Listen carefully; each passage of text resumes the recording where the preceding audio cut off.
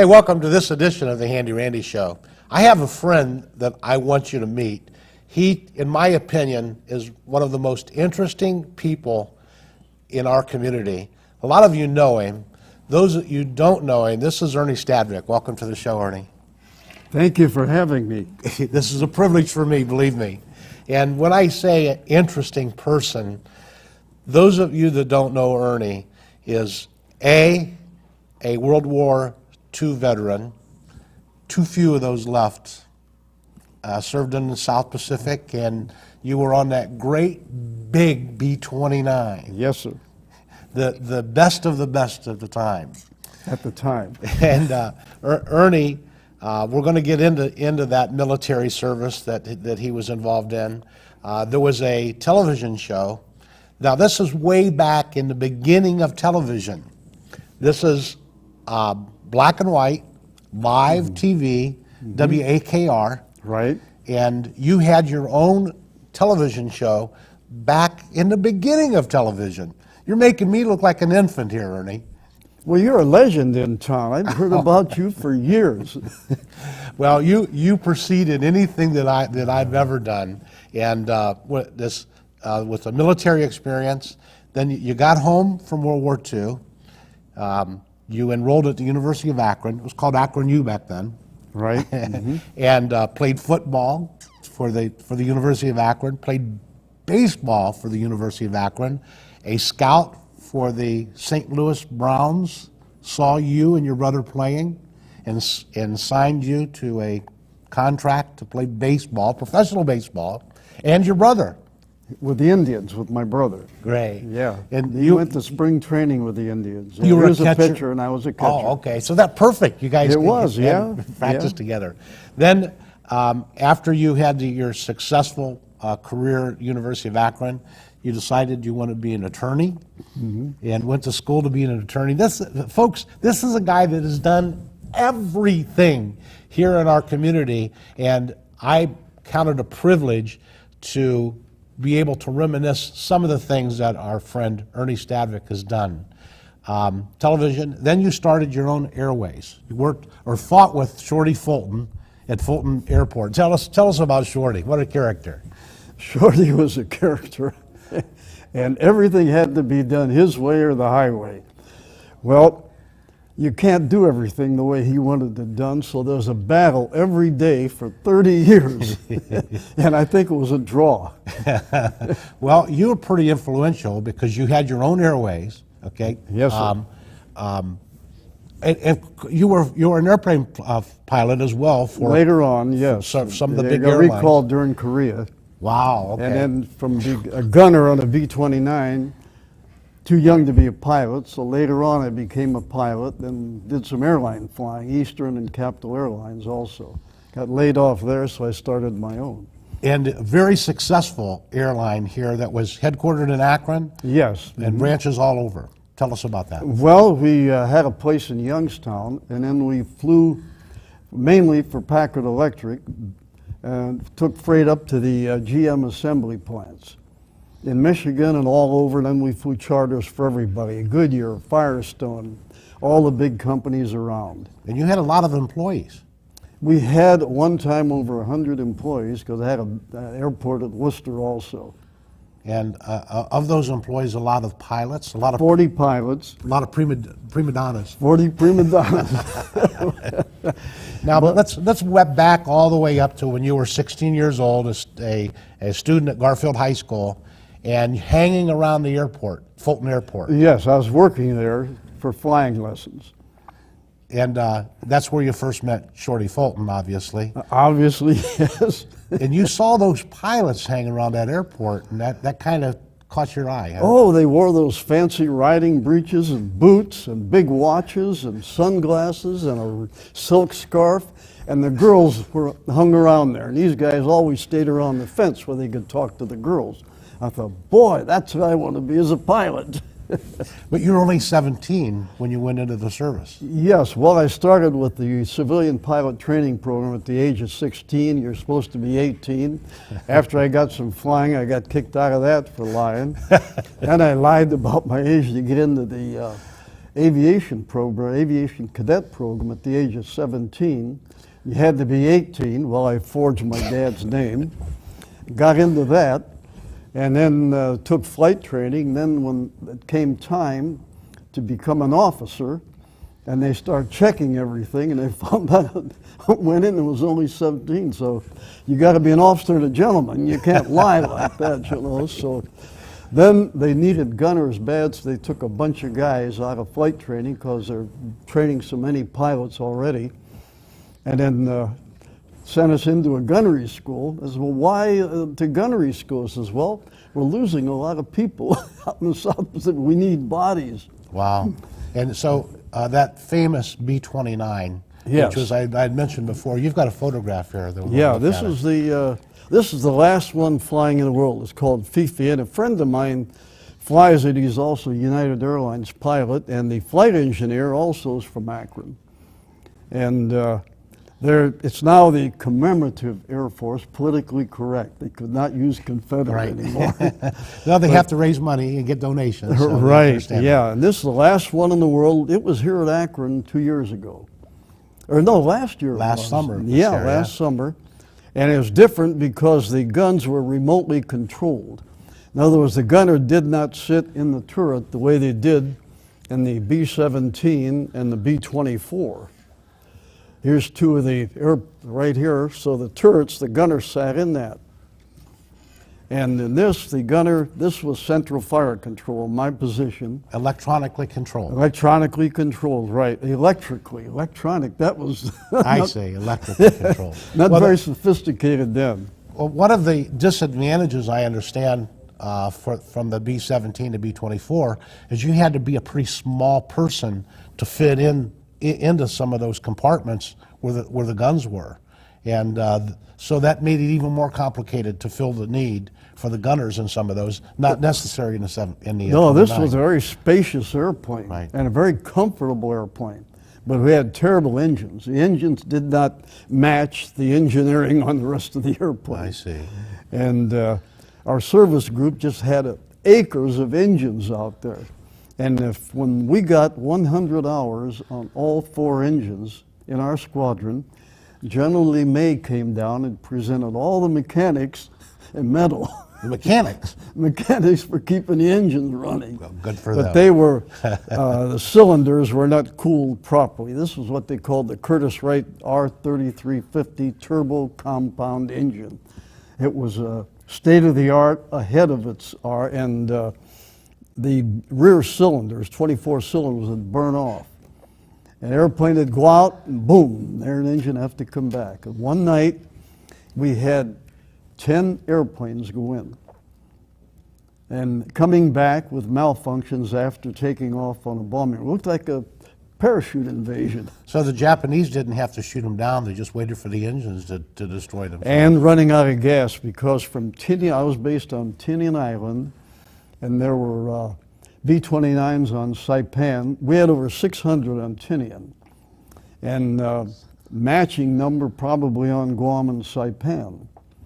And the round trip was 3,000 miles. And so the big danger was running out of gas in these airplanes. Huh. You could always tell, and when the pilot thought we're short on gas, he's approaching the airport, keep the gas in the front of the tanks so the scavengers could pick it up, or the fuel pumps. So the flight engineer was very, very important. Yes, and cruise control. I see. And fuel control. They couldn't fly formation because that meant jockeying throttles and using too much gas. So everybody was on their own. Wow. And these flights over Japan, tinder boxes. The cities were all made of wood, Right. not steel Yeah. and concrete buildings that we know of our cities. Yeah. In Japanese, the towns were all made out of wood and tinder boxes. So the incendiary bombs were used in Europe, but very effective over Japan. That's what we dropped. Later on, after the military capability, the Air Force of Japan was decimated. We were dropping mines, composition C acoustic mines. because there's no sense. We burned everything out in Japan. We were dropping magnesium bombs. So, And they would, you know what they do? Oh, they, my. They have to burn themselves out. You can't put them Yeah. out. sort of And like they were, napalm. well, yeah, these were in these old galvanized garbage cans. Remember those? Well, that's Yeah. what they looked like, and there's something like 50 of them in there. When it went out of the bomb bay, it spun around and threw these incendiary bombs out. Oh, had to be devastating for the folks on the ground. Had to It be. really was. It really was. Our first mission, February 23rd, 1945, 323 airplanes. That's the first one to Tokyo, burned out 80 some square miles of Tokyo. Unfortunately, killed 43,000, no, 80 some thousand people, Man. 43,000 injured. That's just on one mission. And you know, if you look at that on a scale of what Nagasaki and Hiroshima, actually there's probably more dead in that one raid in Tokyo than there was in Hiroshima and Nagasaki. Yeah, because every day at least 300 to 400 airplanes went out from all three islands to bomb Japan. And I hate to say it, but we're going to have a lot to answer for sooner or later. Yeah. And Now let's move on again. Sure. This is a subject that we could just spend hours Oh, upon right, hours. right, And okay. but I want to know about this television show. That actually you still do a TV show. It's an internet show. internet show, but I But was you on the started- same station with you, remember? Yes, I remember yeah, that. for a while, for about 4 or 5 years. Let's go back to WAKR. Okay. You were doing a show that was something to do with aviation. Tell us about that. Captain Ernie's Flying Club. Another thing that he's done. Holy smokes. Well, how we got started, the general manager of WAKR came out to take flying lessons, and he suggested a kids show. I said, well, okay. I said, so I got paid to do that, plus free advertising. And my business was really struggling that time. I would take anything to get moving, you know. And so I can't remember, his first name was Bob, but his last name escapes me. Great guy.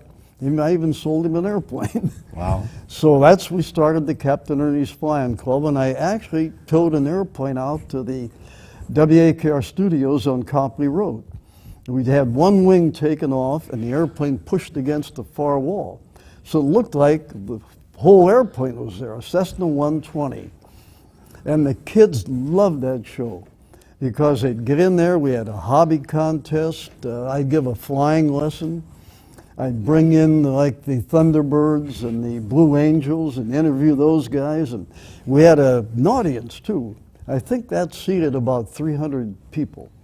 And And the this place, was outdoors on Copley Road, is where you no, would that shoot? was inside. Oh, I had okay. the airplane inside. Oh, in inside. the studio, yeah, Oh, man. right against the wall. And unfortunately, back then, unlike we do today, that everything is on tape, everything is canned and the presentation. Yeah. That was live. That was live, went out right. live Yeah, over and the it air, was- and nobody taped anything. That's right. So it's all gone. Yeah, yeah. It's all gone. So We can only envision what that your was like. bloopers were shown. All right. Yeah. Believe me, the Handy Randy show 20 years Yeah. ago, and we did many live shows. And I was telling you earlier, we could hardly do a 1 hour show without some mistakes. Something's going to happen. Something's the phone gonna wouldn't happen, work. yeah. A sign would fall down. There was always something, and then, of course, that added to the live presentation. Though, and you see the Milton Berle show and some of those old classics that were taped, and it's amazing how well they were done without rehearsal. They just put it on the air and it went out. Oh, yeah, just like we're doing now. Just you know, exactly but- like Ernie Stadvec. All right, let's go over what we've discussed thus far and what we know now about Ernie. Early on, lied so that he could join the service. Made your way in. You had made it happen. They wanted bodies, so he was a machine gunner on the famous B-29, was a television star here locally on TV, owned his own company, was an attorney, and was Not an attorney. I just finished 4 years.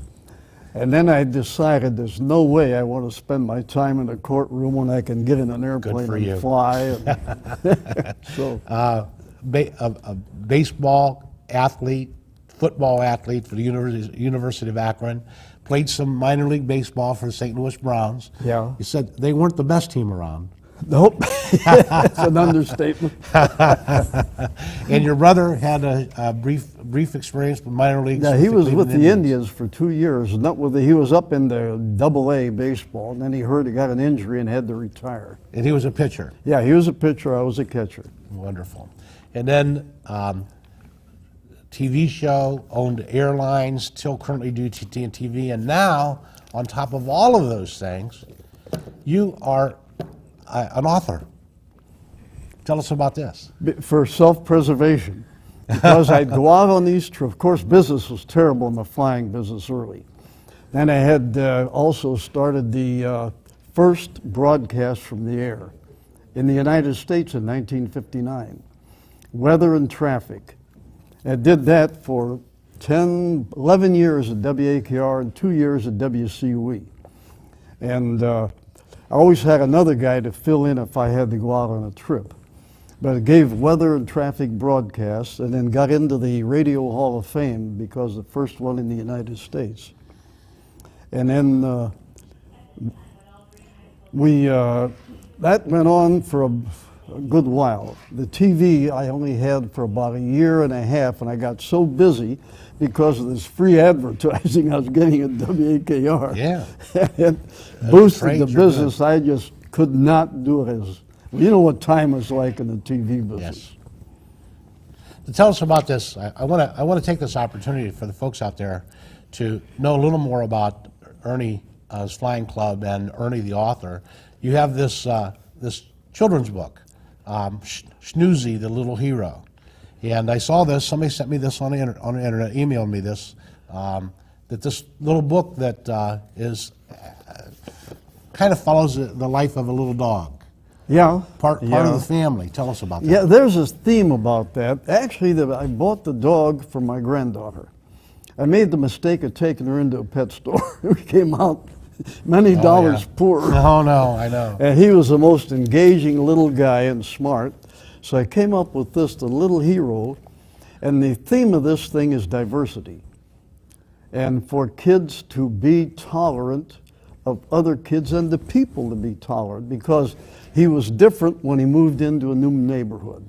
And the other dogs would not accept him because he had long ears. And this little dog, we haven't got long ears like that, a big bushy tail, and he had a funny name, Schnutzy, so the other dogs would have nothing to do with him. And they told him, why don't you go try to fly, you know, with those big ears? And they made fun of him. He even tried to fly down a sliding board. And this is all rhyming. I see. And so what happens, then he saves a little baby when the air conditioning went out. So he went in and flapped his ears and his big tail. Now he became a hero. The mayor gives him a medal. Now the other dogs want to play with him. So the theme of the thing is diversity. You know, don't judge animals, people, or whatever, but what they look like, or how, if they talk funny, or they've got a funny name. And So that's the theme of it. illustrated by Bob Henry, Yes. very talented man. And this book is available, children, grandma, grandpa, moms and dads. You want a wonderful gift, local author. This is available online, www.ernietv.com. Right. You can go there and make arrangements. You said $6.95? $6.95, tax and shipping included. And part of the storied history of our friend Ernie Stadvec, very important fella in our community. I consider it a privilege to know him. And last year, elected to the University of Akron Athletic Hall of Fame. Yes, sir. Football or baseball For or both? both Both sports, of them. yeah. And the Mike Krino Award. He was a big athlete and a mentor to kids and everything, a coach and all of that. So congratulations to you for your what you've meant to our community and of course to our nation. And one of the heroes that participated not only in World War II, but in a Korean conflict. That's what they called it. And unfortunately, we're losing so many of our greatest generation. I lost my father in 2009. He served as a corpsman in the South Pacific. And you were talking about that B-29 that the Japanese were attacking the back end, and you faked him out by painting some broomsticks or something and sticking out the back of the tail. To look like a 20 millimeter cannon, which we took out. You know, it was too heavy, it didn't fire enough rounds and all, but when the Japs found we took the 20 millimeter, they didn't see it, then they came in. Made Attack the attacks. back end. Yeah, Well, so put the broomstick in there. My father told me a similar story that a medical ship that he was on was unarmed, and they painted telephone poles gray and hung one out each side of the ship to at least to look like that they were armed and maybe they wouldn't be attacked. Maybe that's where our guys got the same idea. Got that probably. same idea. Ernie Stadvec, folks. Again, www.ernietv.com. And you'll be able to see his shows that he's still currently doing in our area. You have opportunity to meet him and an opportunity to buy this book about another hero, a doggy hero that ends up from 16-year-old dropout to a hero. Oh, my. Thanks, Ernie. Well, inspired me at going on to the TV, first of all, coming back onto it after retired as a pilot. And I used to secretly watch your show to pick up hints and all of that and keep Ray Pulliam from hollering at me all the time. 'Cause I'm going to do just like Randy does. Well, I consider that quite an honor, and thank you very much. Yeah. And again, folks, our local hero, Ernie Stadvec.